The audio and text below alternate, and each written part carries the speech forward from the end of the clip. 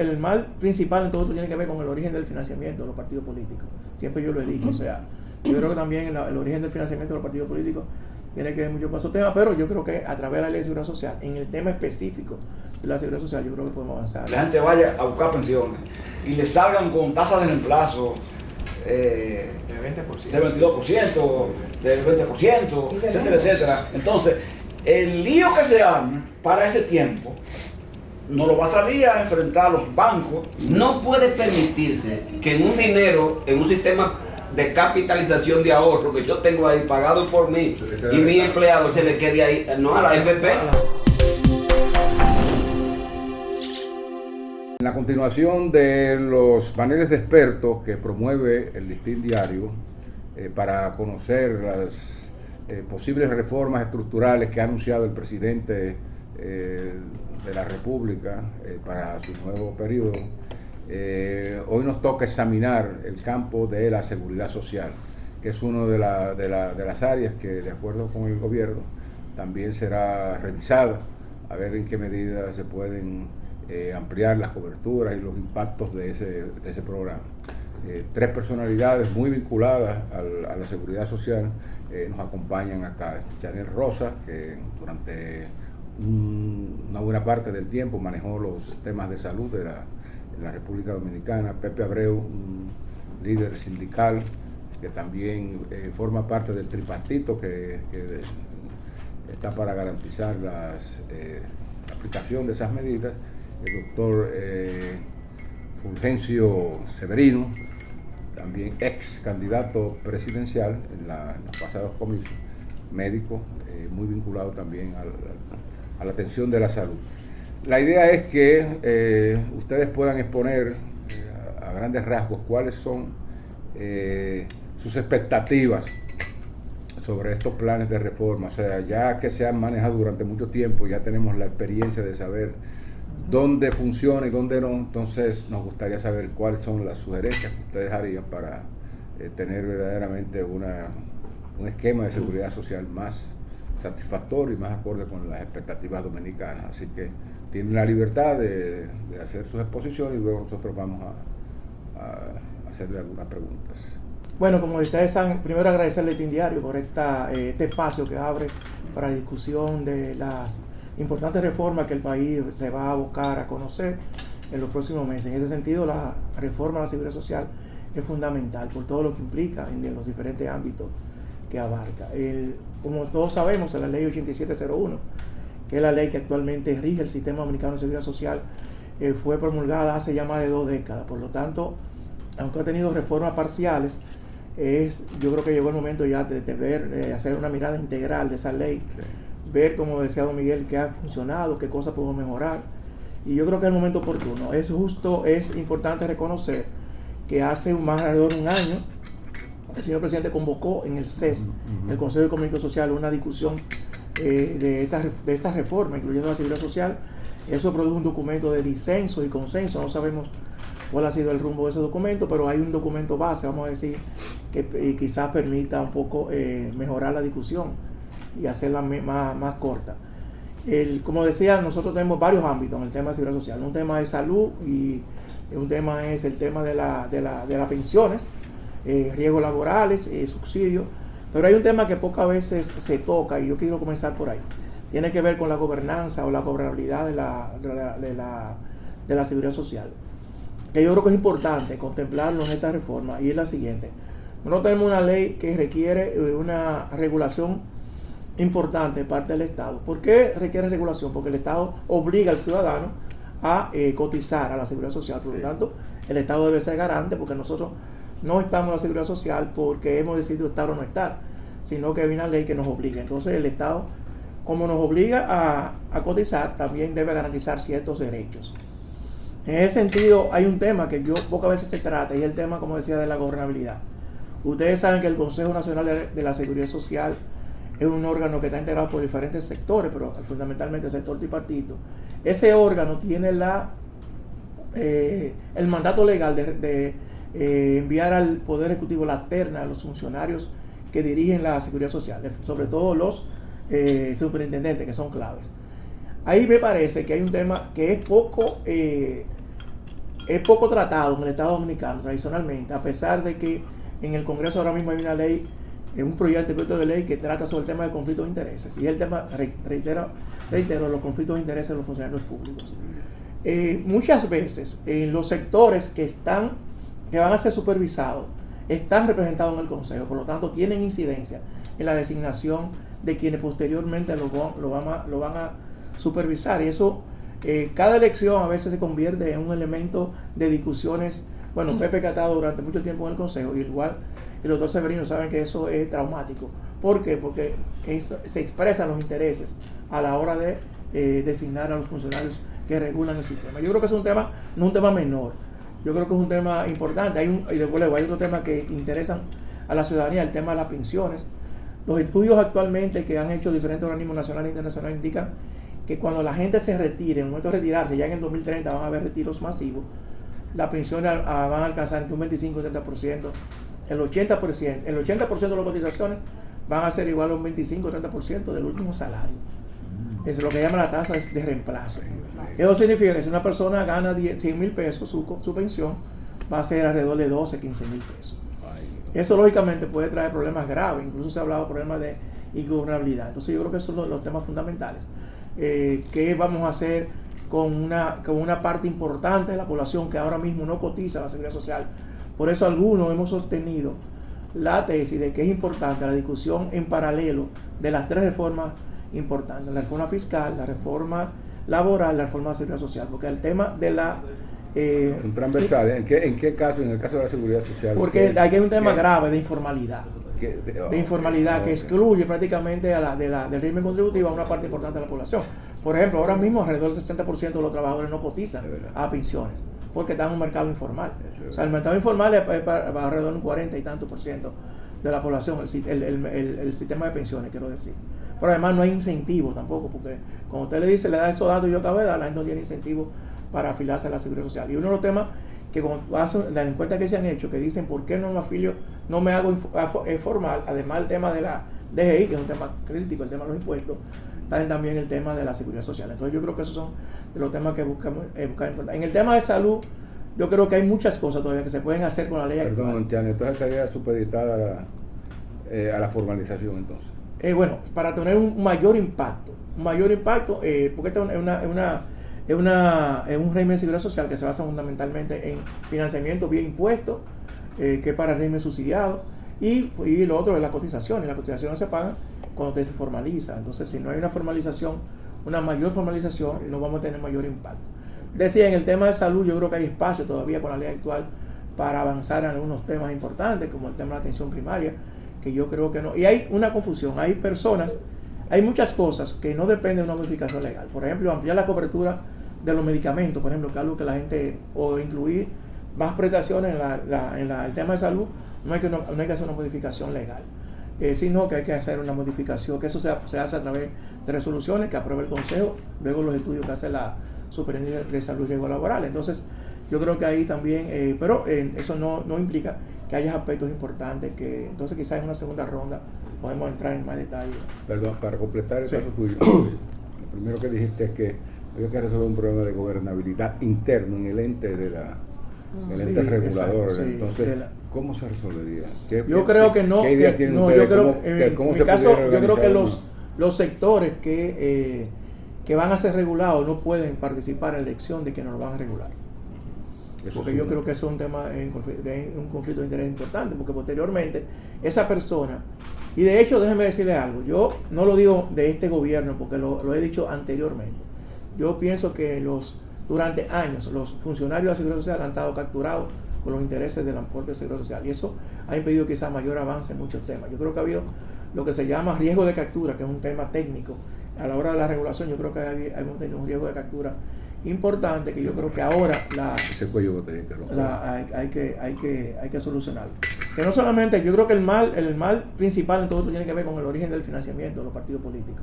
Siempre yo lo he dicho, o sea, yo creo que también el origen del financiamiento de los partidos políticos tiene que ver mucho con esos temas, pero yo creo que a través de la ley de seguridad social, en el tema específico de la seguridad social, yo creo que podemos avanzar en un tema que la gente no lo ve, pero todo lo que hemos estado en la intríngulis del modelo, sabemos que es un tema importante.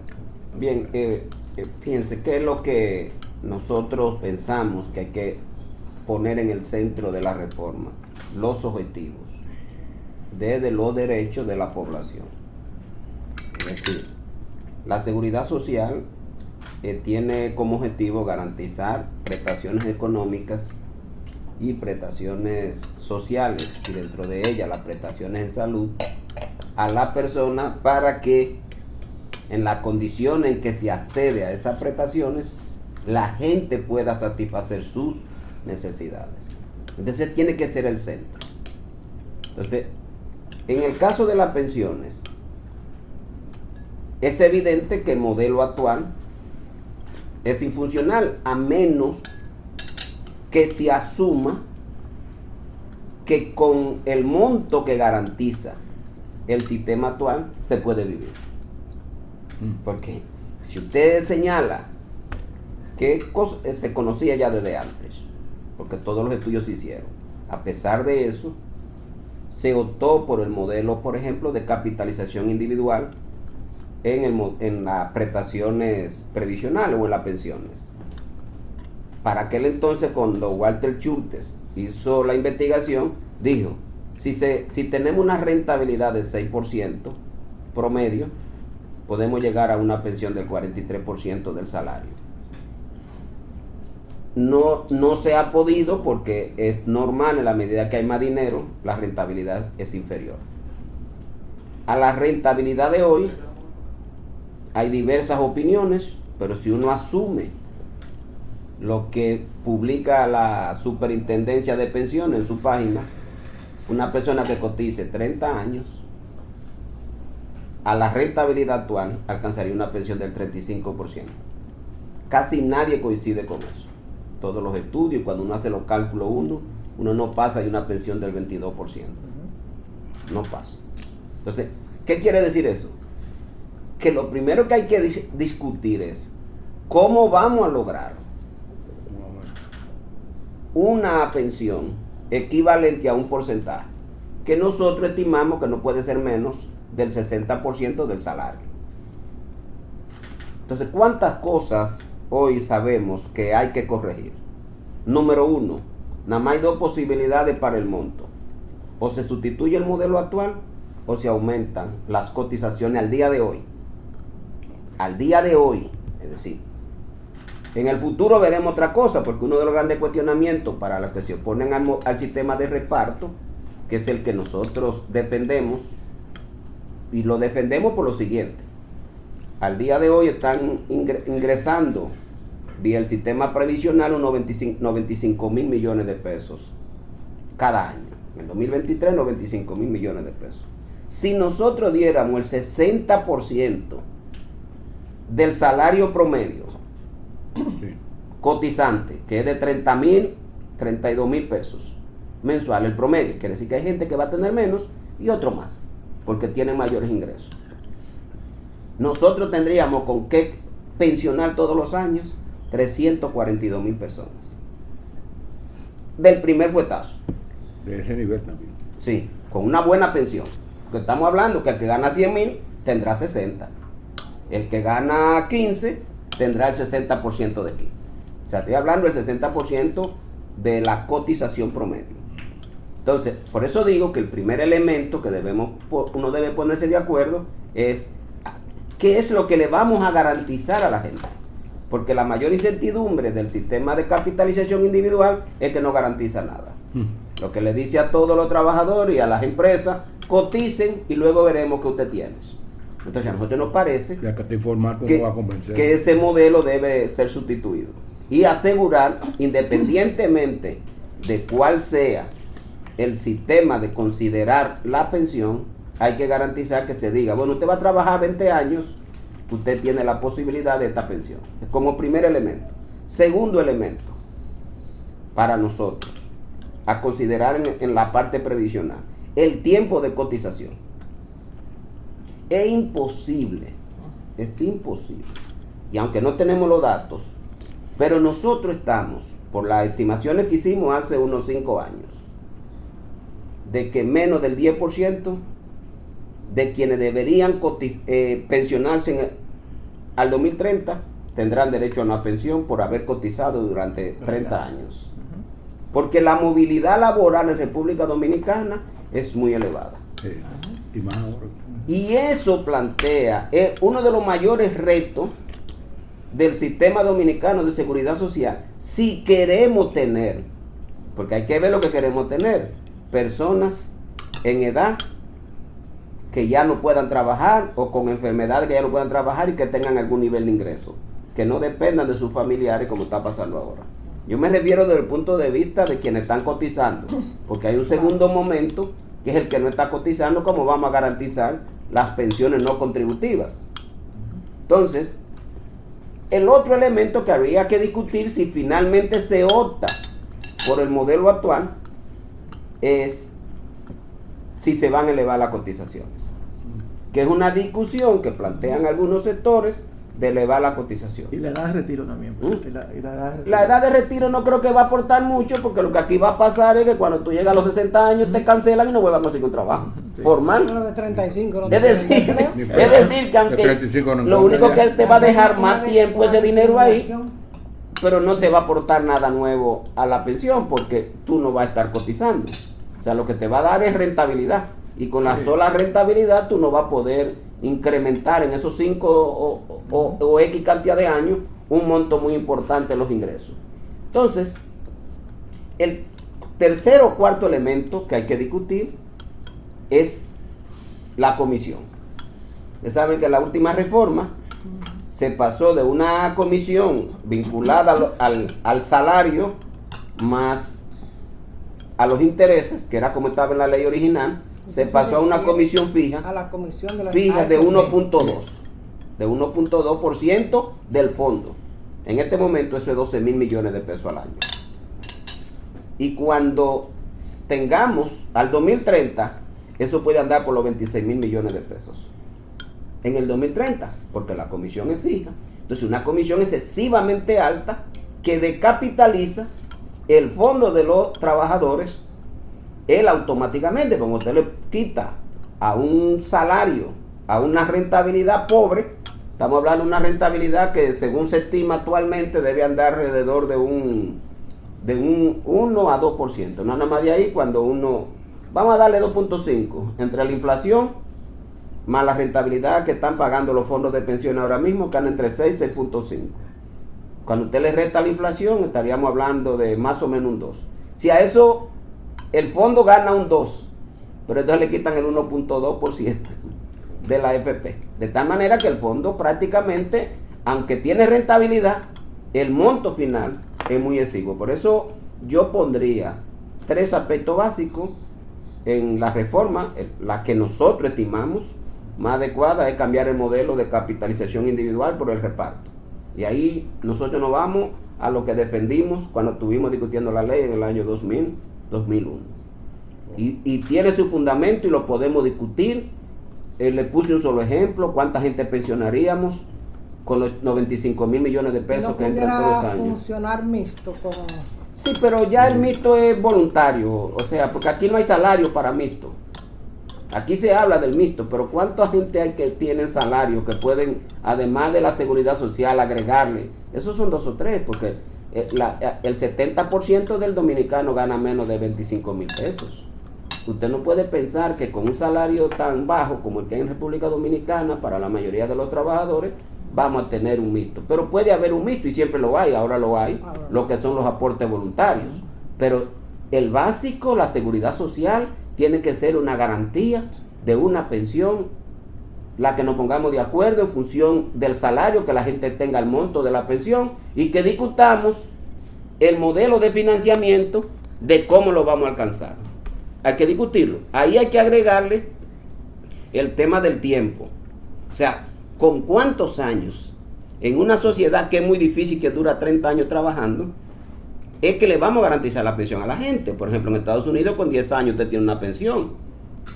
Usted va a Europa y pasa lo mismo. República Dominicana, un país donde la movilidad laboral es enorme, entonces tiene 30 años. Le estamos diciendo a todos los trabajadores que están cotizando, pero que luego le van a dar una pensión con lo que le alcance, que es lo que está pasando al día de hoy, que cuando usted se va ya no le dan todo el fondo, como se había planteado en la ley, que usted tenía dos posibilidades de acceder al fondo, que era de manera programada, o usted lo retiraba todo si usted quería. Sí. Eso se lo quitaron a la gente y le dijeron, si usted tiene una pensión equivalente al salario mínimo, entonces a usted se lo damos. Le damos la pensión y no le programamos su dinero, pero no se lo dan como la gente quisiera que se lo dieran de una vez. Pero para programarlo, usted tiene que estar fuera del sistema. Sí, claro, pero usted no tiene de acceso, Tiene que estar desempleado. tiene que salir obligatoriamente. Sí. Ya en lo que tiene que ver con el tema de salud, a mí Perdone me que le interrumpa con el Ujú. tema de pensión. Con el sistema previsional hay un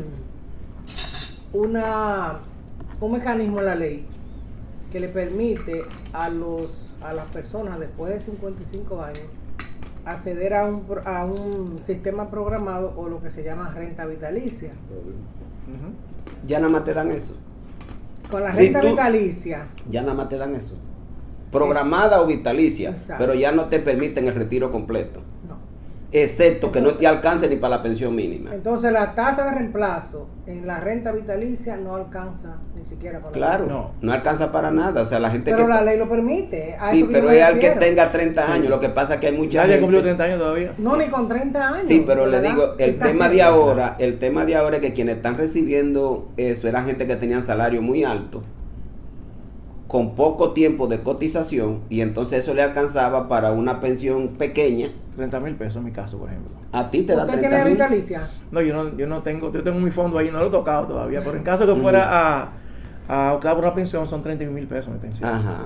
Es decir, él que tenía un salario Exacto, de elevado. 260. de 260 y entonces la pensión es de 30. Claro. Entonces, pero a él no le dan su dinero acumulado. No. Que como deberían No, dárselo. no lo dan. No, No él lo se lo dan. tiene, a él se lo dan Sí. programado porque ya él Programado. tiene un ingreso por renta mayor que el salario mínimo. Exacto. Entonces es un abuso.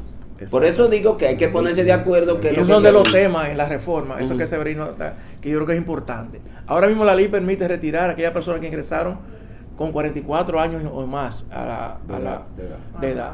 Entonces lo que se ha planteado es que eso se baje, porque realmente hay un sinnúmero de Pero personas. ese es el ingreso tardío. Sí, exacto, pero modificar la fecha, uno de los temas que se ha tocado en la Modificar. posible fue modificar el tema del ingreso tardío. Porque hay mucha gente que quedaron atrapadas, que ingresaron con 40 años, por ejemplo, pero no le da ni para el 10% de su último salario. O sea, Entonces deben darle su Yo me dinero. refiero a lo de la renta vitalicia. Ahí hay un tema. Sí, pero que la renta vitalicia cuando tú tengas 30 años, porque ahora te la No ni con 30. Sí, pero Con que menos. ahora fue abusivo, porque la ley no decía eso. La ley decía que tú nada más tendrías derecho a una pensión si tú cumplías 30 años. Ahora, luego hubo una modificación en la cual le permitieron a la AFP, en vez de devolverle el dinero a la persona, que fue como hicieron en aquella primera partida, pensión. entonces ella, para que cuando le cambian el monto de la comisión, porque todo fue cuando le cambian el monto de la comisión, entonces la AFP quiere quedarse con el fondo. Y entonces empiezan ahora a que allá a ti no te dan todo tu dinero, aunque tú no cumples con lo que establece la ley. La ley establece que tú tienes derecho a una pensión de dos maneras. Primero a los 30 años. Y antes, si ya tú cumples, si tú calificas para una pensión, pero te ponen la pensión mínima. Entonces eso es lo que pasa con Chanel, le ponen la pensión mínima y como él pasa la pensión mínima, a él le dan una pensión mínima. ujú.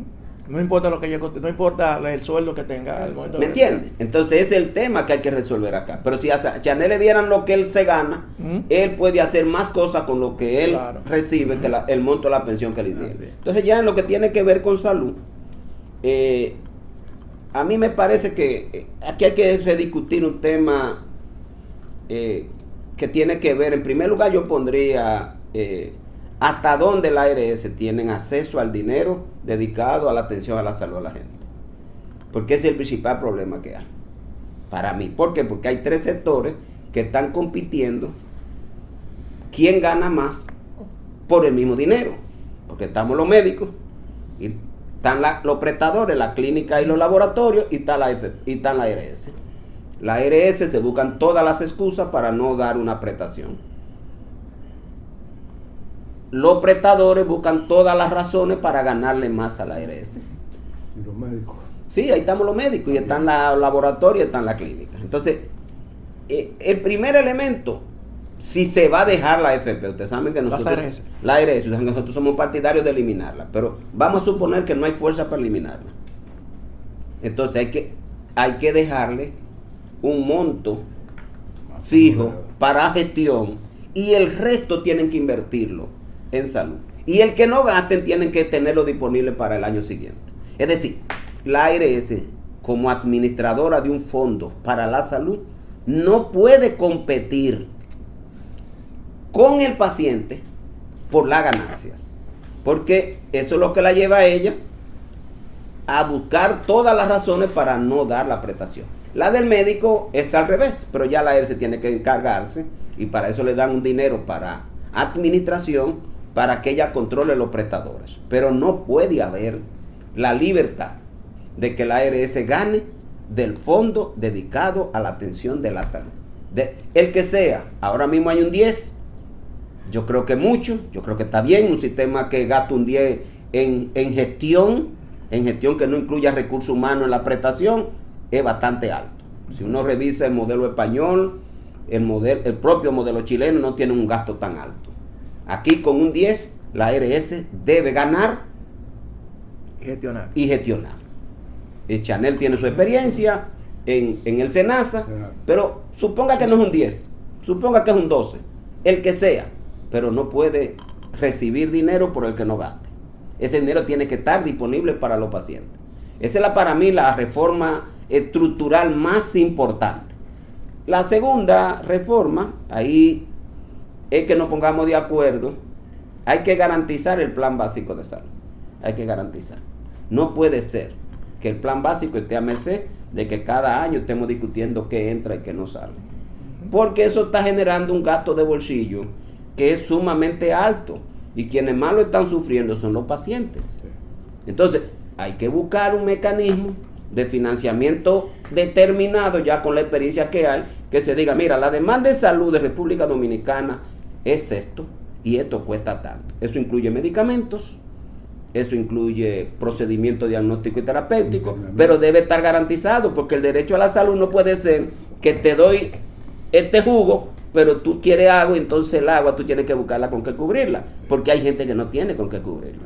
Entonces a nosotros nos parece que si se va a hacer una reforma, debe centrarse en la atención. Ya los otros elementos que están en la ley, como es el primer nivel de atención, yo creo que aquí el problema básico es que hay un debate, y nosotros, por ejemplo, desde el sector salud planteamos que lo haga el gobierno, porque necesita una inversión que es extraordinaria, y en la comunidad hay una población que es contributiva y no contributiva, que hay que garantizarle la misma atención. Entonces nosotros sostenemos que ese primer nivel de atención debe ser de carácter público, y que ese carácter público le dé atención a los pacientes no contributivos y le cobre a los contributivos, pero que lo garantice el gobierno. Porque ¿qué es lo que pasa?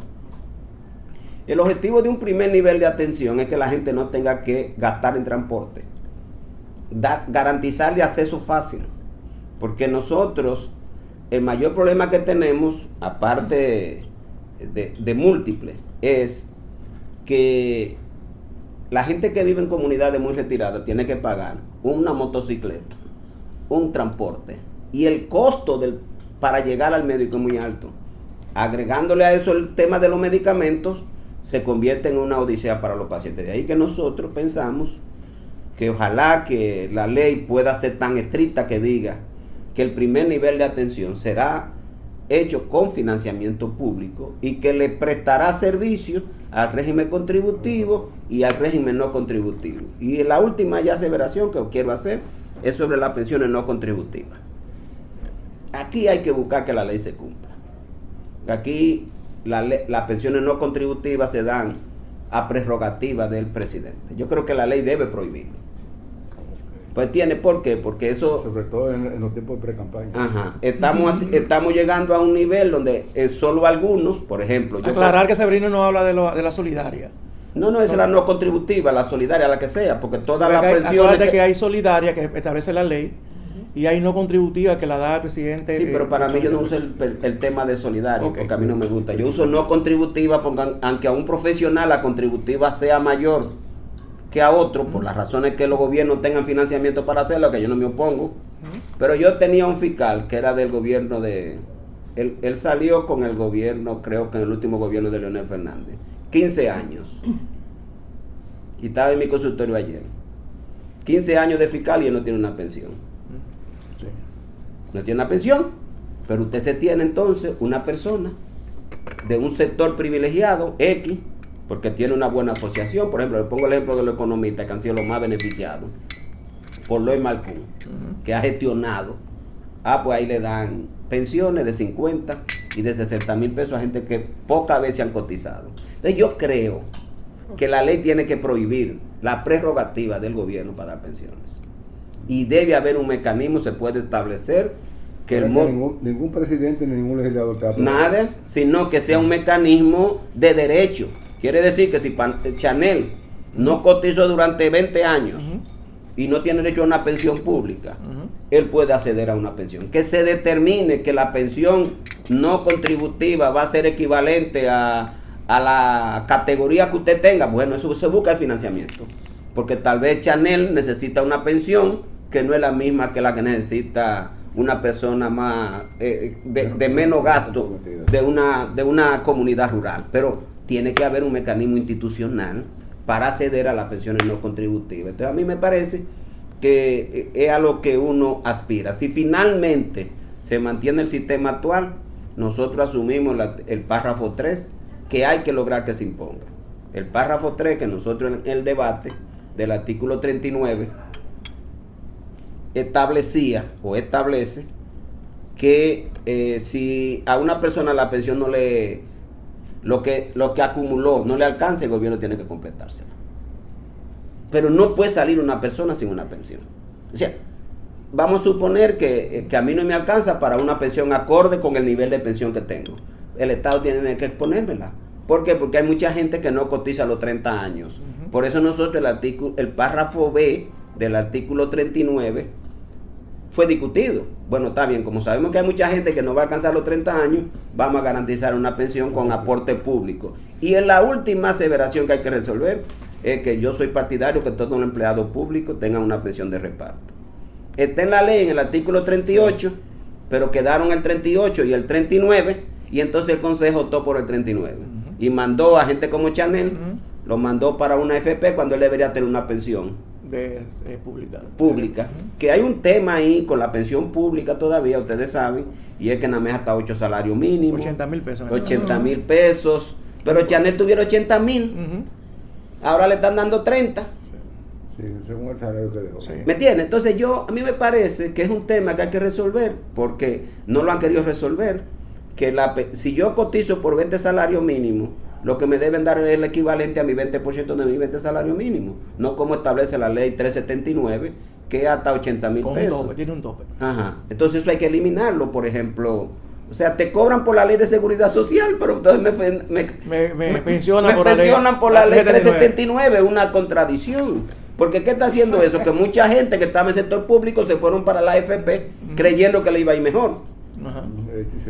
¿Me entiendes? Entonces, aunque son muchas cosas y uno duraría mucho hablando, pero más o menos serían los puntos fundamentales en los que yo aspiro, que el 38 y el 39 se aclaren y se quede el 38, que fue el que pusimos para los empleados públicos, y el 39 se elimine porque no hace nada, porque era para regular cómo los que estaban en el sector público tenían un fondo de pensión, iban para la AFP. A mí me parece que si se quedara todo como está, con la ley de capitalización individual, hay que recuperar que se ha avanzado mucho, porque ya han logrado que muchos trabajadores del sector público regresen al sistema de reparto, pero todavía tenemos que resolver el tema del sistema de reparto, con excepción de los médicos y los maestros, que por las presiones logramos pensiones diferenciadas de lo que establece la 379, pero el resto de los empleados públicos es por la 379-81, y aunque usted gane 200,000 le dan 80,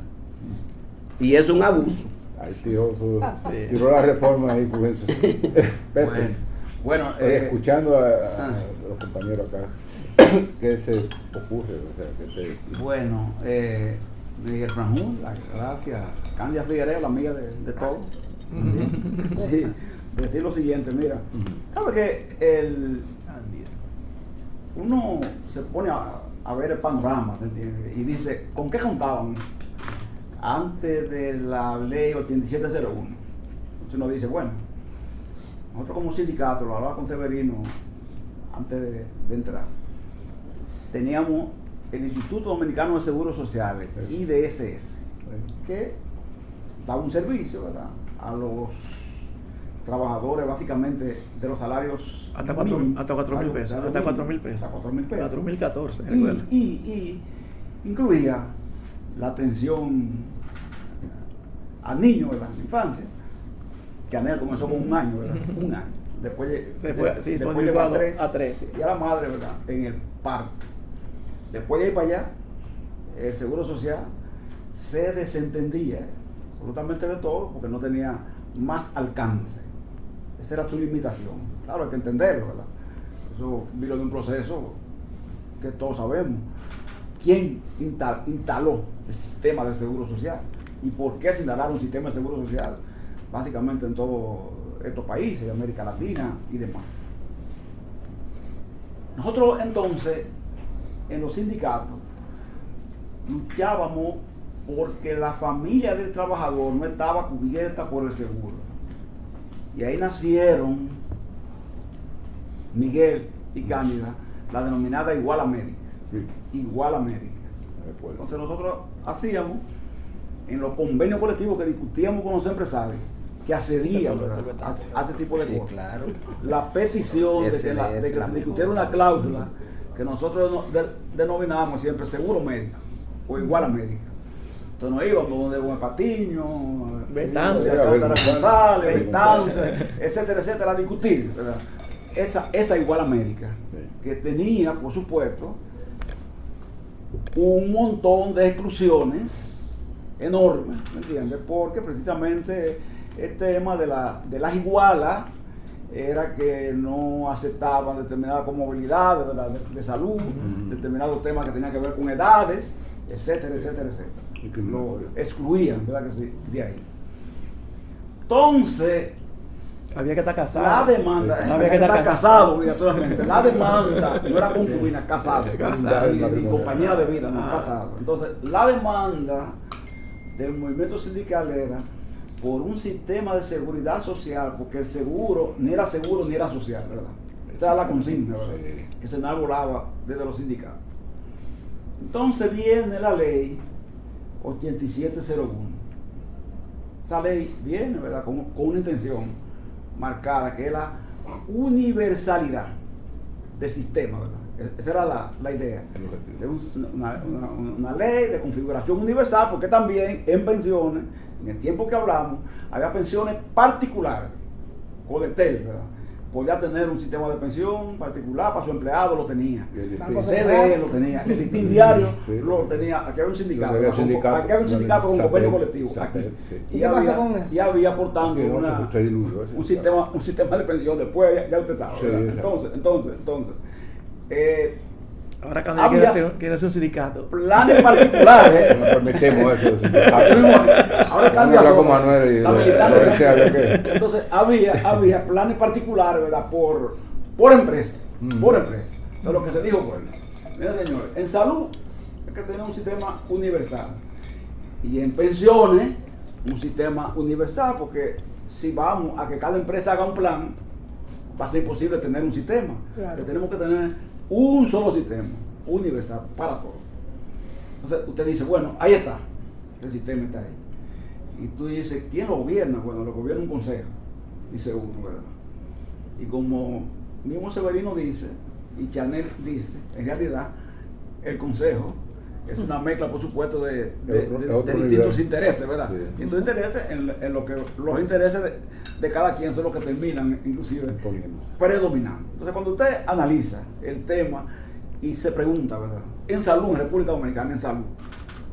Dominicana, lo que es República Dominicana, usted dice, República Dominicana tiene, yo creo que más hospitales que cualquier país de América Latina, de su nivel, más hospitales. y tiene más centros privados que cualquier otro país de América Latina, ¿sí o no? Y tiene y ha construido lo que se llaman los hospitales autogestionarios también, ¿eh? Y atención primaria a por donde quiera, ¿eh? Y usted dice, los hospitales autogestionarios, ¿con qué aporte se construyen? Pregunte, ¿verdad que sí? ¿Y cómo son esos hospitales autogestionarios? ¿Y con qué aporte se construyen? Para que usted vea con cuáles son los aportes que se hacen ahí. Usted tiene en República Dominicana, digo yo, que estoy vivo por eso, ¿verdad que sí? Una capacidad médica instalada, o sea, profesionales médicos instalados, que aquí, muchísima gente viene del exterior, ¿verdad? A atenderse en República Dominicana, aquí, con los médicos de aquí, y con el personal de aquí, lo que demuestra que, entonces, capacidad hay. Humana y tecnológica también. Sí. ¿Cómo es? Humana y tecnológica también. Exactamente. ¿Por qué? Y tecnología también. ¿Por qué? Entonces, no funciona el sistema. Entonces, ¿por qué estamos diciendo todo esto que estamos diciendo aquí? Lo estamos diciendo porque usted analiza bien el tema y se da cuenta que entre ese sistema, por ejemplo, de salud, no hay intercomunicación, no hay nadie que controle, nadie gobierna eso. Es cierto que la CISARIN gobierna eso. Se pregunta, ¿lo gobierna salud pública? Tampoco. ¿Quién gobierna eso? Y cuando usted se va al tema de nuestro sistema, o sea, de la cobertura del sistema, y usted dice, 54% de nuestros trabajadores son informales. Eso es lo que Chanel está diciendo. 54% aproximadamente. Para ser conservador, porque muchos dicen que son más que 56, pero 54%. Y usted dice, esa gente, ¿a quién le cotiza? ¿A quién le cotiza un taxista, verdad? ¿A quién le cotiza un motoconchista? ¿A quién le cotiza un hombre que tiene una mesa en un mercado? O una mujer. Y usted dice, no le cotiza a nadie. Pero esa persona tiene riesgo laboral. Sí lo tiene. ¿Tiene tema de salud? Sí lo tiene. Llegará un día que no podrá hacer el trabajo que hace y tiene que retirarse. También. ¿Quién ampara entonces a esa persona? La pensión solidaria. Basta con eso. La pensión solidaria no tiene capacidad para hacer eso. Entonces, uno ve, por ejemplo, países de más o menos nuestro mismo nivel. Uno ve, por ejemplo, para tomar un ejemplo nada más, Uruguay, que Chanel sabe, ¿verdad? Y Severino sabe. Entonces tú dices, en estos países se instaló un sistema que ellos le llaman monotributo. Le llaman así. Que con un tributo, ¿verdad? Una persona se asegura de los tres regímenes. Sí. Claro, una participación de Estado. ¿Para qué? Para garantizar que esa persona pueda tener un retiro que sea digno. Yo digo lo siguiente, mire, usted dice, a nivel, por ejemplo, previsional, del sistema de pensiones, uno de los temas más claros es que usted puede decir, bueno, ahora el Seguro Social en realidad acumulaba el tema, di que para pensionar gente, pero en definitiva no pensionaba a nadie de seguro, o terminaba pensionando muy poco, o la pensión era muy baja, porque ocurre que lo que se empleaba para, lo que se cotizaba supuestamente para pensión, terminaba no siendo de pensión, ¿verdad? Se gastaba en otra cosa, y en definitiva no había tal fondo en ningún sitio. Ahora no, ahora hay un fondo, como fruto de este sistema de AFP, que es malo, pero hay un fondo ahí. Entonces, ¿qué hay que hacer? Bueno, tenemos que examinar lo que Severino está diciendo. Ahí tenemos que determinar qué certidumbre ofrece ese sistema. Ofrece certidumbre de que si usted cotiza 30 años, su pensión, por ejemplo, va a ser de un 100%. Si usted cotiza 30 años, ¿verdad? La AFP se va a conformar con lo que ha ganado con sus recursos, y entonces le va a entregar a usted una pensión de 100% de lo que usted devengaba. Cuando usted dice eso, dice, pero usted está poniendo loco. Nadie garantiza 100%. Entonces, dígame entonces, ¿de qué por ciento es que usted la garantiza si yo voy a durar 30 años? Dígame, trabajando, ¿verdad? Y cotizando. 360 cotizaciones son que hay que pagar, ¿verdad? Entonces, 360. 360. Entonces usted me da una respuesta y me dice, mire, no va a ser de 100%, pero va a ser de 80, ¿verdad? Y si trabajo 25 años, ¿de cuánto será? De 50. Y si trabajo 20, ¿de cuánto será? Porque uno de los temas también de la pensión de Estado, de la pública, es que usted puede trabajar, por ejemplo, 18 años y 6 meses. Y si no trabaja 20 años, Se quedó con no tiene derecho, ¿verdad?, a una pensión también pública, o sea, en el sistema público, no tiene derecho, pero tampoco a devolución, porque no devuelve, el Estado no devuelve, eso es lo que se dice, ¿verdad? El sistema del Estado no devuelve, entonces como no devuelve, entonces no se otorga una pensión. Entonces ese tema son de los temas que, como se está planteando aquí, tienen que ser discutidos porque hay que entender, quizá debemos entender esto, que los gobiernos no lo han querido entender, ninguno, y demás asuntos. Mire, en un régimen de este tipo, seguridad social, el tema es que, como Severino decía, en el aspecto de atención primaria, tiene que ser una política franjul de Estado. Si no es así, pueden participar entes privados, médicos van a participar, que trabajan en el sector privado, clínica, todo lo que se quiera.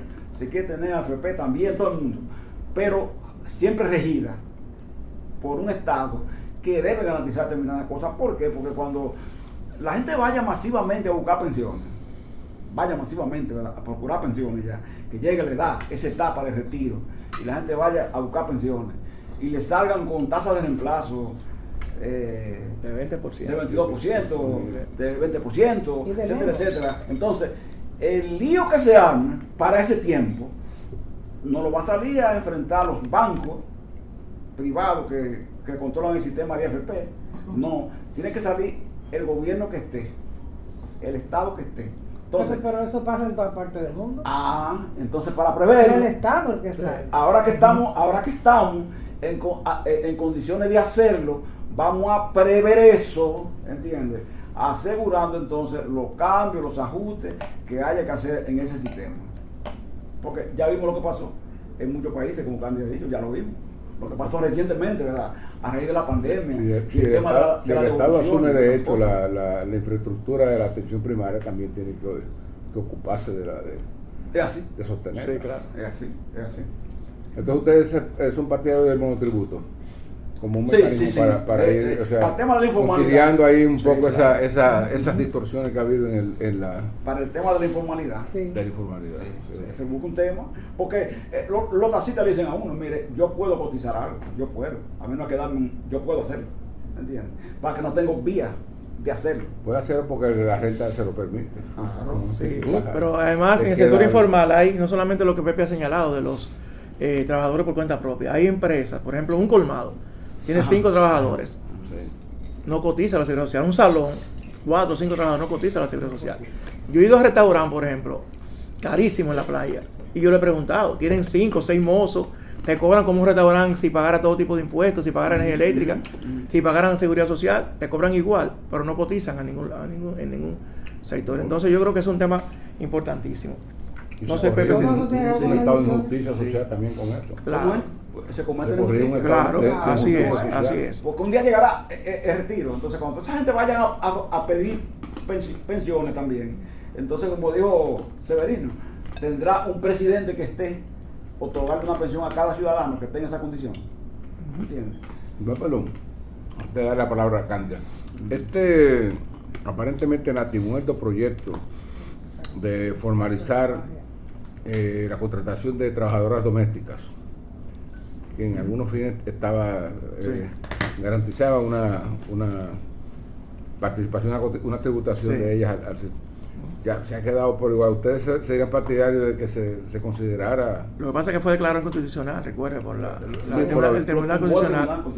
El Tribunal Constitucional, exacto, sí. Ya eso no. Pero se pueden hacer regímenes especiales cuando uno quiere buscar tributación, porque por ejemplo, yo recuerdo en el modelo español que hicieron un modelo de tributación para los que trabajaban en barcos. Sí, claro. Para el trabajador rural, porque usted tiene un conjunto de gente que trabaja de manera en la informalidad por jornada, los jornaleros, por ejemplo.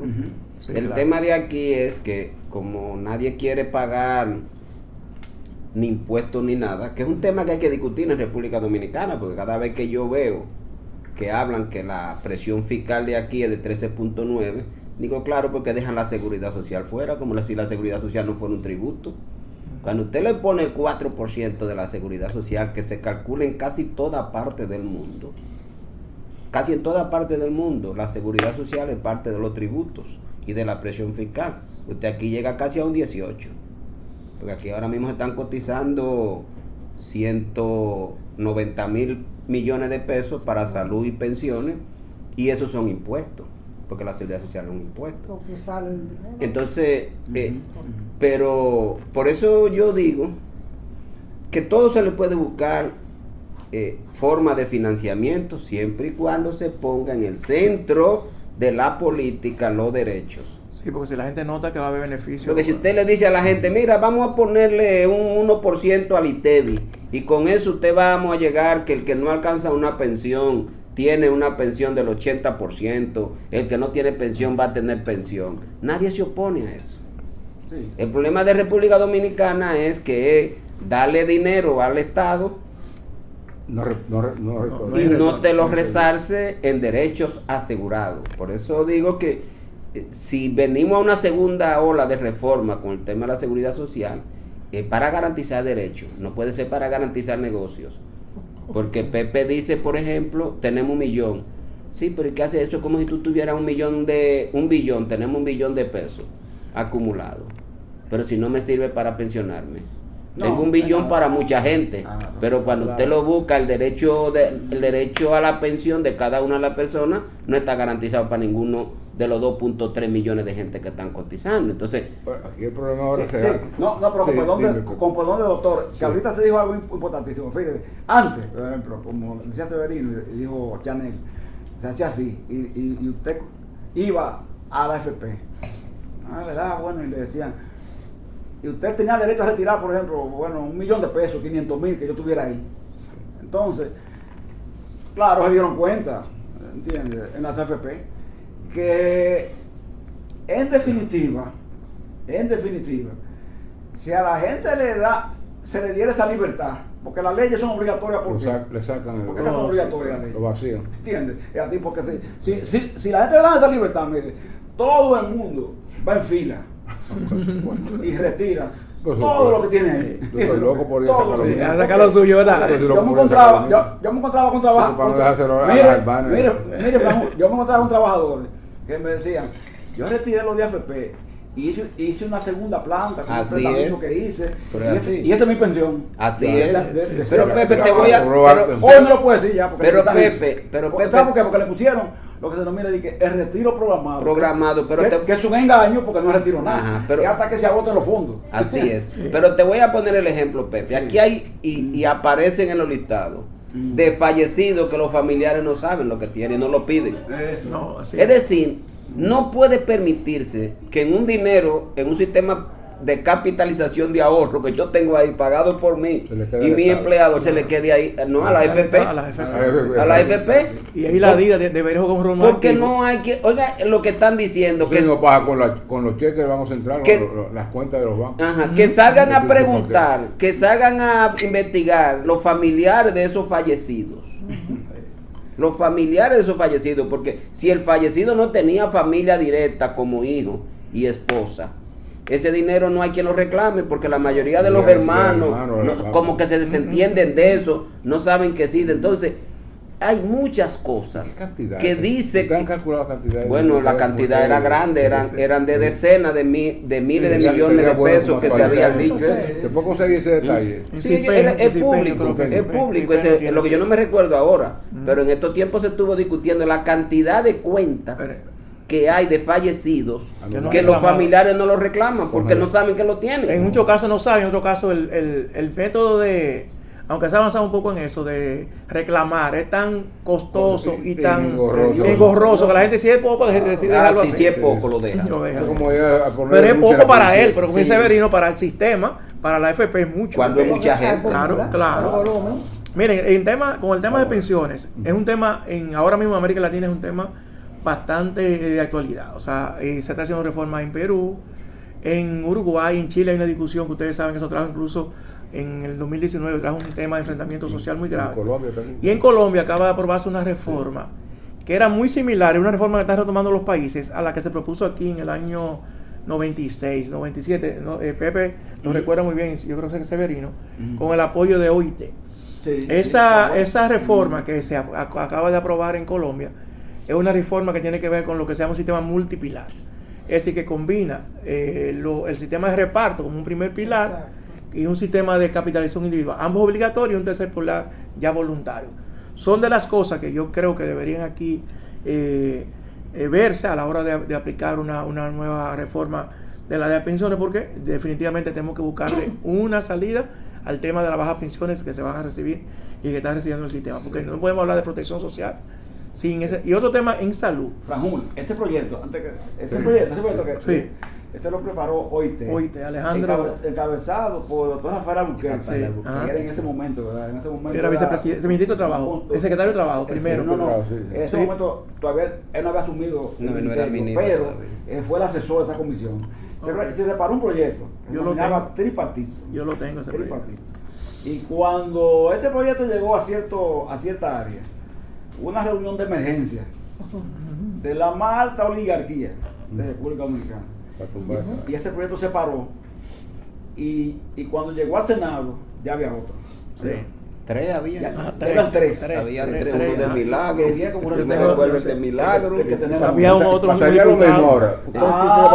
Yo creo que hay más conciencia ya incluso en esos sectores de que y hay un camino, pero aquí nunca se puede agarrar. Pero tú por ese modelo Colombia, digamos que pensamos. Es una posibilidad que hay que ver, o sea, yo creo que lo que dice Severino, entendido que los salarios aquí quizás no permitan un modelo similar, pero yo creo que deberíamos estudiar ese modelo. Lo que había que ver es cuál es el salario del primer pilar. Exactamente. ¿Por qué? Porque hay muchos problemas. Por ejemplo, tú le dices a un médico, no te va a entrar.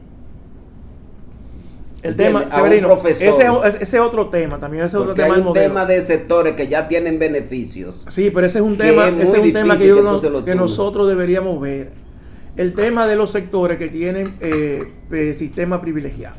Ahí incluyo los diputados, el sector judicial, junta electoral, el médico maestro, o sea, ¿qué vamos a hacer? ¿Cómo vamos a tener un sistema?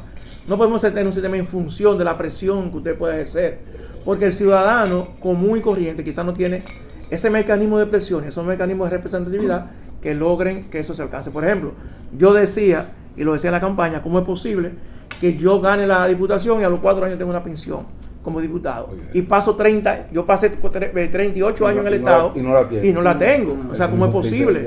Entonces es un tema crítico. Pero recuérdate, Chanel, que en el caso de esos sectores que tú mencionas, por ejemplo, no hay pensión con menos de 20 años. No, los diputados, es decir, los diputados, no, yo me refiero a los sectores laborales. Yo refiero por ejemplo, Congreso. En el Banco Central tú sales ahí. Por ejemplo, un médico se pensiona con 20 años. No, está bien, ahí sí. Ahora, ¿dónde es que falló el sistema? El sistema falló con que aquí se aprobó una ley que no fue ni siquiera impulsada por el Colegio Médico. La 1494. La 414-98. Sí. Eso fue un médico de San Francisco de Macorís que consiguió ahí un apoyo de un diputado reformista él. Y logró dos cosas: que los médicos después de 50 años no hicieran servicio. Y segundo, que los médicos se pensionaran con el 100%. Pero eso no fue por presiones porque lo que pero oiga, yo saco aparte, a los sectores que hay que sacarlo aparte, médico, enfermera y profesores. Y los profesores. Es un tema que hay que darle el privilegio. Si se quiere ese privilegio, hay que dárselo. Así como escuchándolos a ustedes y a otras personas que han venido aquí a dar sus opiniones sobre las reformas y todo eso. Yo siempre me hago internamente la pregunta, o sea, ¿para qué tipo de país es que estamos pensando en reforma? Porque esta conversación aquí gira mucho sobre la realidad en la que nació la seguridad social en nuestro país. O sea, usted está señalando los puntos que debieron aprobarse, los que no se aprobaron. Pero entonces ahora estamos en medio de una época de transición bastante profunda, en la que vemos que, por ejemplo, la llegada de una nueva tecnología totalmente revolucionaria amenaza puestos de trabajo, oficios humanos, por los cuales había que remunerar.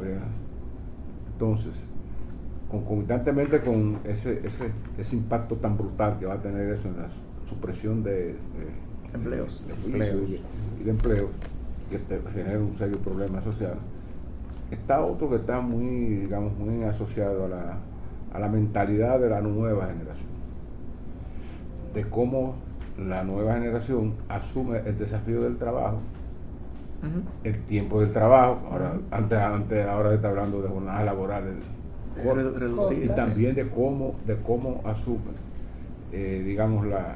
sus expectativas de futuro, no pensando en irse a trabajar, sino hacer un emprendimiento. Sí, claro. Volver al mismo, es un nido de informalidad de lo que hay ahí. Así es. Un nido de informalidad, porque yo te voy a decir una cosa.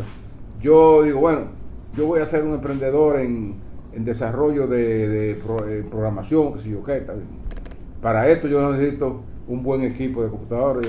Le hago 50,000, voy donde Chanel, le digo, yo te hago, no tengo que pasar por impuestos de la renta ni nada de eso. Entonces, qué sé yo, usted, cuando se plantea esta necesidad de reforma, o el gobierno está mirando al país a que le van a aplicarse, o sea, a la realidad actual de ese país. Bueno, me pregunto eso, porque esa es una buena reflexión. En el caso de lo que yo pienso, don Miguel, es que cuando uno está discutiendo la reforma, tiene que verla en términos de lo que la propia seguridad dice, cuál es el nivel de prestación que yo le voy a garantizar a los 11 millones de dominicanos, y lo voy proyectando. Por ejemplo, en pensiones nos gusta proyectar 50 años, para uno tener la seguridad, lo que defendemos el sistema de reparto, que no hay déficit enorme para garantizar que esas prestaciones se le sigan dando. Entonces, ¿cuál es la forma de financiamiento? Yo estoy seguro que la sociedad dominicana se pondría de acuerdo con cualquier forma de financiamiento si le garantizan derechos. El problema es cuando usted está discutiendo, por ejemplo, como aquí se debate. Yo leí el documento del Fondo Monetario Internacional hoy y dice, el de cambio. Vamos a discutir una reforma porque hay dos temas que hay que resolver: inversiones públicas y pago de la deuda. Pero mi hermano, ¿y dónde están las prestaciones sociales? Que es lo que la gente quiere. La parte humana. O sea, ¿dónde está lo humano? O sea, la gente quiere saber cómo va a resolver el tema de acceso a medicamentos, el tema de pensiones, el tema de salud, el tema de educación de calidad. O sea, es que tenemos que lograr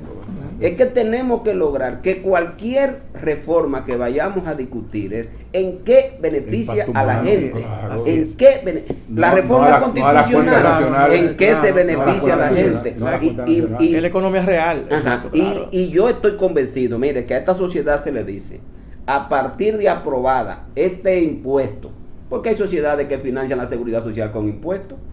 Sí, que era una propuesta que teníamos.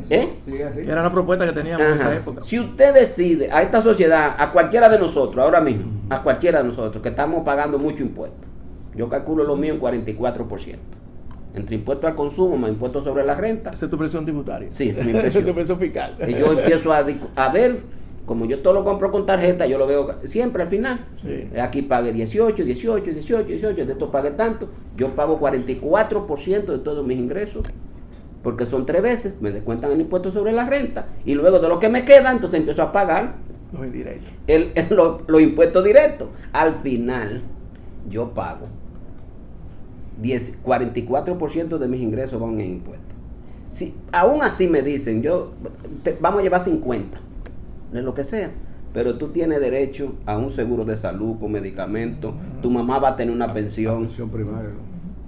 O sea, es que aparte de eso yo tengo que mantener a mi mamá, porque mi mamá tiene 93 años y nadie me la atiende. Yo le tengo que buscar una trabajadora, porque aquí no hay un sistema de cuidado a las personas de edad avanzada que están en situaciones de dependencia. Todo lo tengo que pagar yo. Y digo, ¿y cuál fue mi mejor ingreso de los últimos 2 años? ¿Sabes cuál fue? Que mis 3 hijos se casaron. Ya se puede. Ya llegue Ya más sacaron eso. Por el momento, por el momento te han quitado la cara. Por el momento. No llegan los nietos. Ellos los nietos. se Claro, lo los cogen. nietos. No, pues yo se lo A ti te van a cargar siempre con están eso. en necesidades. Por ejemplo, están en necesidades. Como Mira, lo mío papi, también. el que vive en Guatemala me manda a decir, mira, papi, Lo mismo, la lo mujer mismo. mía Ay, tuvo que parir, tuve que pagar $3,500 y Tú me estoy puedes- al borde de la quiebra. No me puedes. Pero ya no siento la presión mensual. Ahora yo le puedo decir, yo no tengo. Pero ese detalle que tú dices, bueno, ¿cómo convencer? Claro. Pero yo a mí me Porque parece. aquí, en el tema de salud, aquí hay un tema esa también es la diferencia. importante, señores. De Mire, cómo que es el se tema. aplica Nosotros hemos aquí en avanzado nuestro bastante en el tema de la cobertura de la seguridad social. Como decía Pepe, nosotros veníamos de ser el país de América Latina que menos cobertura, con un 7%. Tenemos una cobertura ahora de un 98%. Ahora, el tema es el acceso. O sea, cobertura, yo tengo un carnet. Ahora, ¿qué yo tengo derecho con ese carnet? Y ahí viene lo que decía Severino. Que se convierte en un elemento de exclusión. O sea, cuando yo voy y tengo que pagar una de mi bolsillo, Una consulta, una 2,000 consulta pesos. de 2,000 pesos, 2,000, la gente se va. Y, No lo puede hacer. y no todo no lo que hace. me excluye. El tema de los medicamentos aquí es un tema crítico, porque por ejemplo representa la parte más alta del gasto en salud Sí. de la familia. Señores, aquí todo el mundo tiene una receta que no puede pagarla, o sea, en ciertos sectores. Y no se diga ya los medicamentos de alto costo, o sea, es un tema Sí. Chanel, bastante- 50.000 millones el gasto de medicamentos en República Dominicana. Sí, sí, o sea, sí. 50.000 y de eso la seguridad social cubre Y 6.500. se muere la gente. ¿Entiendes? Entonces se muere la gente. Y óigame que mi cálculo Se me muere. dicen que el gasto debería ser de 100.000. ¿Por qué? Porque solamente los 2.4 millones de hipertensos y el millón de diabéticos deben consumir 80.000 millones de pesos nada más esos dos grupos. No, Para ahora- tenerlo y en oye, cobertura. Ahora, Oye, ¿cómo oye, hacemos otro eso? problema. Eso no lo podemos hacer, sino también regulamos el mercado de medicamentos en este país. O sea, Claro. por ejemplo, y eso no tiene que ver con nada de, por ejemplo, en Colombia se logró muchísimo. El gobierno de Santos, o sea, estamos hablando de un gobierno que no podemos decir que es un gobierno de ninguno de los extremos. O sea, cuando hizo que la seguridad social, los medicamentos tuvieran un tope de precios, un precio regulado. O sea, si usted le vende a la seguridad social, usted tiene que tener, tiene que tener ciertas regulaciones. Pero Chanel, no solamente el tope de precio, recuerde que nosotros tenemos una cobertura de 8,000 pesos. 12 ahora. Ahora son 12, sí. ¿verdad? Lo subieron a 12. No lo subieron, sino que compensaron la Bueno, inflación. sí, la después del inflación, voto.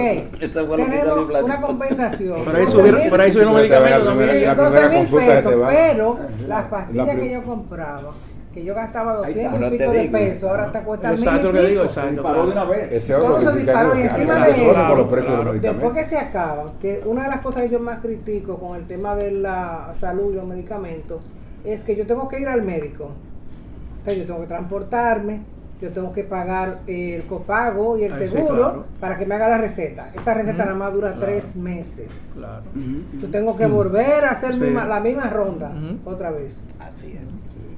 No debería ser, Claro. porque sobre todo si es un medicamento de uso continuo. Pero si tú usas un medicamento, el problema es que tú Entonces, tienes. doy 3. El problema que tú Vamos, tienes vamos que a poner. entre que tú te haces referencia a los medicamentos crónicos, como Sí. son hipertensión y diabetes. El 25% de los hipertensos son diabéticos, ya tú tienes 2 patologías. Y el 75% de todo el diabético es hipertenso. Y si cae en falla cardíaca, ¿qué para dónde vas? ¿Tú sabes cuánto cuesta el tratamiento mensual de una falla cardíaca? 10,000 pesos mensual.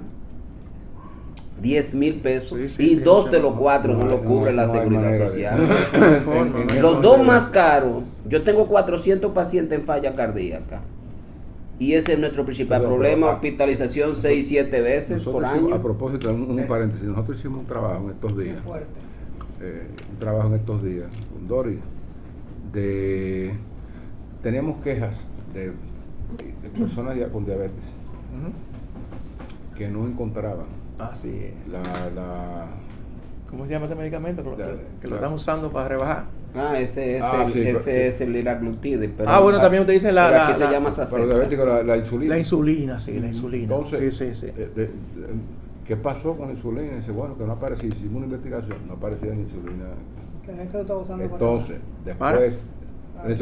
después mandamos a No, averiguar ese no se usa. y Esa no es la aparece insulina, una es nueva otra. insulina que ha llegado, Exacto, sí. más cara Sí, sí, sí. que la otra. Entonces, Lo que pasa es que esa es la nueva que evita que usted se enferme del corazón, que sí, son pero- las de acción pero prolongada. la otra que retiraron, que al parecer hubo una jugada, alguien dijo, no, porque el gobierno la compró toda.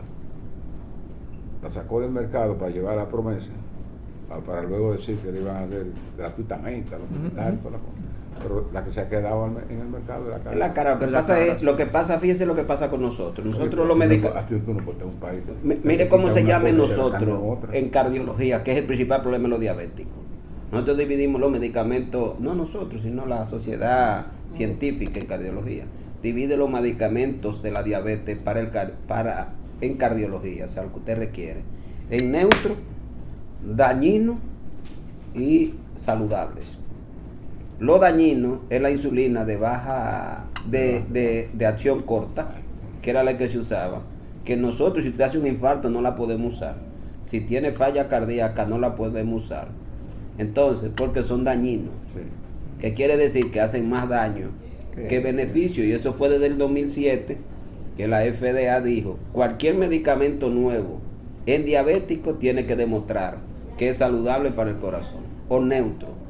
Entonces de ahí es que la insulina, que no es que es saludable, la de acción larga, acción prolongada, que es la que usted ve que se usa, pero es neutra. Pero la insulina de acción menos prolongada, que era la que se usaba acá, esa es dañina para el corazón. De ahí que es muy difícil que un médico bien formado lo maneje. ¿Y qué hace la industria? Que empieza a sacarla. Claro, exacto. Que empieza a sacarla porque ya no es negocio. Exacto. Sí. Y empieza a venderse más la cara. Lo grande es que está muriéndose mucha gente del corazón aquí. Así Bueno, es. Yo quería que ustedes me hicieran cualquiera que pudiese hablar sobre el tema de la seguridad social, sobre todo en salud, lo que tiene que ver con las diferencias que hay en la ley, que no te permite establecer cuál es enfermedad común y cuál es enfermedad profesional. O sea, ahí hay un subsidio de enfermedad común que si tú te enfermaste, te internas, te dan un 40%. Si estás en tu casa, es un 60% del salario.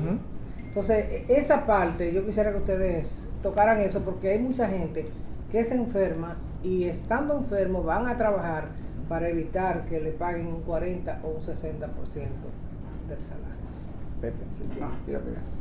No, yo creo que eso tiene que ver, pues yo creo que eso no es un tema que quizás necesita una modificación legal, porque el Consejo tiene las llamadas comisiones médicas que incluso que creo que funcionan a nivel regional, que son las que se encargan de la clasificación de las enfermedades. Entonces habría que ver, y mire, ese es un tema importante, porque yo creo que ahora mismo el financiamiento que tiene el régimen de accidentes laborales o enfermedades laborales es un financiamiento que yo creo que está hay un sobrefinanciamiento, o sea que podría dar para cubrir más que lo que se cubre en la actualidad.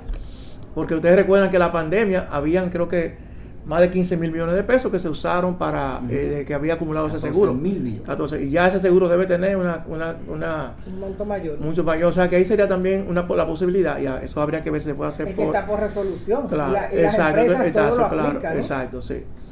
Entonces hay que, ella habla, Severino, de la clasificación de las enfermedades laborales, enfermedades profesionales y la común, con el pago, que yo creo que eso quizás podría ser sobre. Pero dan más en las laborales que en la común. Bueno, no, es que, Y óyeme, es que si usted está acostado, te dan un 40, ¿no? No, si pero esa es en la común. Exacto, y si usted Exacto. En la está... laboral te dan el 100%. El 100%, sí. Ahí es mejor. Lo que pasa es que el monto de la cotización es menor. Es menor, exacto. Porque es que destrozaron todo.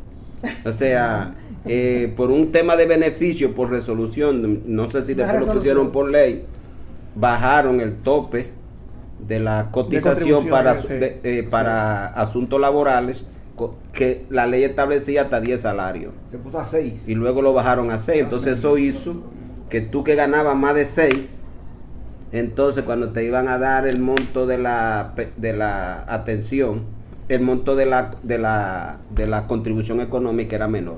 Pero para mí los dos temas fundamentales que hay de distorsión de eso es que si tú trabajas aquí en el ITIN y tú te enfermas, el ITIN ya no te paga. Te paga la CISARRI cuando ya quieres.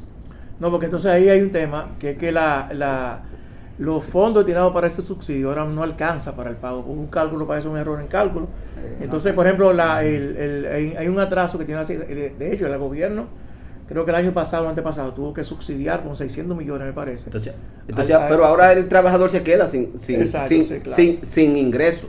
No, por ejemplo, las mujeres, el subsidio de maternidad, también hay un atraso, pero tiene que ver mucho con el, ¿Me entiendes? con el monto con el Y- financiamiento, que no alcanza. Lo que sea. Y el segundo aspecto que no lo tocamos en la reforma, Eso es. tú sabes, otra reforma. Cándida, Así es, el así segundo aspecto que no lo tocamos en la reforma, que es un elemento cruel, es que la separación de los seguros previsionales en seguro por pensión por discapacidad y seguro de jubilación por vejez hace que hay una cantidad de personas enormes que está pensionado ahora mismo por enfermedad, que cuando llega a los 65 años se queda sin pensión, porque mientras está pensionado por enfermedad ya no está cotizando. Y todo ese periodo se queda. Entonces él pierde la pensión por discapacidad porque tiene un límite. Sí. Hasta los 65 años, porque no hay pensión por discapacidad definitiva, de por vida. Es hasta 65. Hasta los 65 años, creo, era hasta 60 la ley, pero creo que lo llevaron hasta 65. Yo no tengo claridad en el tiempo. Si en la medida que llevaron la cotización de discapacidad hasta los 65 años, también prolongaron el tiempo de pago de la pensión por discapacidad hasta los 65 años. Pero después de ese periodo usted queda sin pensión, enfermo. Entonces un modelo así, Pepe, no puede seguir, Pepe, porque es un modelo... Igual que la pensión, el seguro de salud para los pensionados, que es un tema crítico. ¿Entiendes? Que aunque la ley lo contempla, que hay mucha gente pensionada que no tiene Que no tiene seguro de salud. Entonces es un tema que hay que buscar la Volviendo a lo que solución. Cándida decía. Sí, ¿Sabe que antes? pensionado y sin El seguro, seguro de salud, cuando más lo necesita, Explícame. cuando más lo necesita. ¿Sabe que Cándida, que lo que pregunta, el tema de la enfermedad de esta? Sí. Antes, bueno, Severino recuerda que pagaban las empresas antes. Sí. Sí. Era así, pagaban era las así. empresas. En el sistema de la sociedad, entonces se discutió. Hay que quitarle de encima a los empresarios esto, una otra cotización, y pasarlo al sistema. Ujú. Pasarlo al sistema. Y se pasó al sistema. Y ahora. Cuando comenzó, más o menos funcionó. Ujú. Pero luego, como ya les dijo, ¿verdad? Ujú. El fondo se agota. Exacto. Entonces, aquí hicieron una denuncia aquí, en el listín diario. Entonces, a raíz de eso, el superintendente de salud puso un técnico a hablar, ¿verdad que sí? No habló él, un técnico. Entonces lo que dijo fue que no lo negó, sino que dijo que se estaba en proceso porque el fondo se había agotado. Por eso que ustedes ven el temor que se siente cuando ustedes le hablan de que la cesantía va a ser un seguro de desempleo. Entonces, la gente se asusta, ¿verdad? Claro. Porque entiende que se agota. Porque se agota, Se agota, sí, Obviamente es un campo incierto, Claro. ¿verdad? En la que la excusa puede ser se agotó el fondo. Se agotó el fondo. Entonces, Que por cierto, de ese tema vamos a dedicar un panel Cándida. Sí, claro. La reforma Me- laboral, me queda reforma una sola laboral. pregunta. Sí, sí. Y Sobre es, la- es sobre para la, cerrar. sí, para cerrar, es sobre para la, cerrar una- la renta vitalicia, eso hay que tenerlo claro. Porque cuando usted vende su pensión, que usted está después de los 55 años o los 60, usted vende su pensión a un seguro, ¿verdad? Ujú. El seguro es programado, usted lo puede hacer programada, la renta vitalicia, que le van pagando. ¿Programada No, no, o vitalicia? no, Es Es una de las programada dos. o vitalicia, pero Exacto. entonces esta programada tiene un monto fijo, que hasta cuando se agoten los recursos. Sí, porque- la vitalicia usted Asume el tiene- riesgo, lo asume el seguro. Ajá, Es la programa- pero sus hijos tienen derecho después, si en determinado año ellos pueden Sí, heredarlo. claro. Con la vitalicia, el tema es el reemplazo. No, exactamente. la tasa de El problema es que si tú tienes un fondo Claro, muy pequeño, claro, eso no no va- te van a dar una pensión vitalicia porque te dicen que usted nada más le va a tocar 20 La pesos. tasa de reemplazo es muy bajita, pero el Estado debería. Pero es porque tener la ley papel dice, ahí. él lo tiene, la ley, nosotros lo pusimos, que si no te alcanzaba el Estado tenía que completarla. Lo que pasa es que el Estado violó dos aspectos de la ley que se acordaron, que fue el bono De reconocimiento. de reconocimiento que nunca se lo dieron. Sí.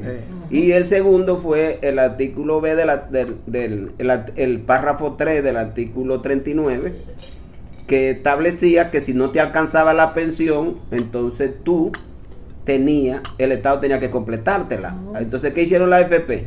Que a ti te calculan una programación de tal manera que esté por encima de la pensión mínima, porque eso es lo que establece la ley. Que porque si no tendrían que darte tu dinero, Claro. porque la ley, si tú no calificas para una pensión mínima hay que Porque devolverte mande que tu te dinero, devuelva. pero no te lo devuelven porque ellas calculan una pensión programada Ujú. hasta que te alcance Para la mínima. para la mínima. Y así no devolver. Entonces, Este lo- Eso es como el anticipo.